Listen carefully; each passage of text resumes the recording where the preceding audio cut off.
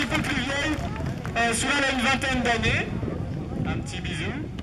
Alors, vous l'avez dit, hein, ça paraît dans très propre une otarie. Hein. Vous en avez ici une belle démonstration. Alors, avec celui-là, je vous le dis, ça risque d'être un petit peu plus compliqué, puisque celui-là, c'est une vieille mémère. Et une mémère qui connaît bien son travail et qui sait pertinemment quand elle n'a pas envie de le faire, qu'elle peut le faire. On va essayer quand même, vous allez voir, de vous montrer l'ergonomisme de ces animaux.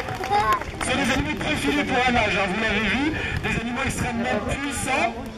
Alors l'exercice qu'on fait en fait a surtout pour but de vous montrer quelque chose de tout bête. Une otarie, je vous l'ai dit, elle va mettre bas sur la terre, mais souvent à proximité de falaises afin d'être pas vraiment dérangé par les prédateurs. Et du coup, pour monter sur cette petite falaise, eh bien l'animal va faire exactement la même chose.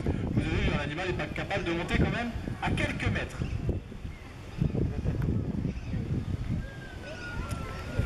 Alors, voyons voir si notre ami Soula, voilà, on va vous la présenter d'un peu trop plus près, surtout. Alors, Soula, un petit bonjour quand même.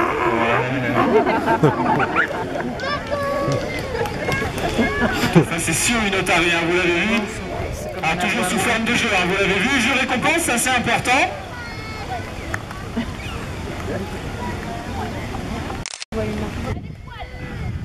Merci. J'ai mon souffleuse.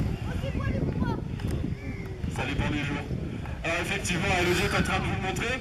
Ces animaux ont des poils plutôt épais d'ailleurs. Ce sont des animaux capables de supporter des températures assez basses. Donc ce poil est plutôt important. On dirait pas hein, comme ça, lorsque le poil est mouillé, bien lisse. Je parlais d'aérodynamisme, là on est vraiment face à ça.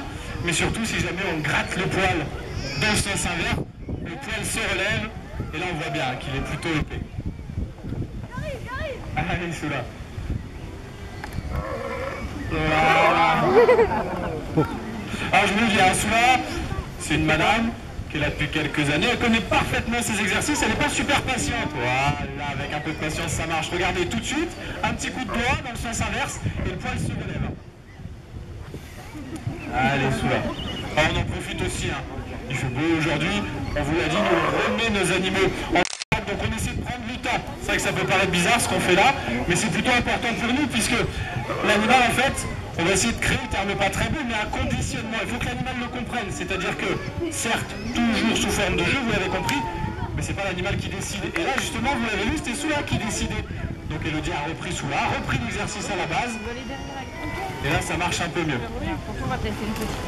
Alors, on a parlé de différents mouvements de l'otarie, on vous l'a dit. L'otarie, par exemple, qui essaie de grimper sur une falaise. Ce qu'il est en train de faire Soula aussi, ça porte un nom. C'est ce qu'on appelle le marsoulage. Ça va permettre de se déplacer rapidement, éventuellement d'ailleurs, attraper quelques proies. Alors, les proies chez l'otarie, elles sont très simples. Hein.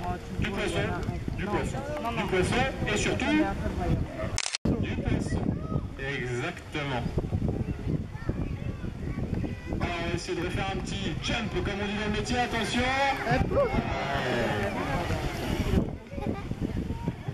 Ça, elle le maîtrise bien, celui-là, il n'y a pas de problème. Hein. Après, ce sont des animaux aussi plutôt agiles. Hein. Allez, on va pouvoir remercier Soula qui a plutôt bien travaillé.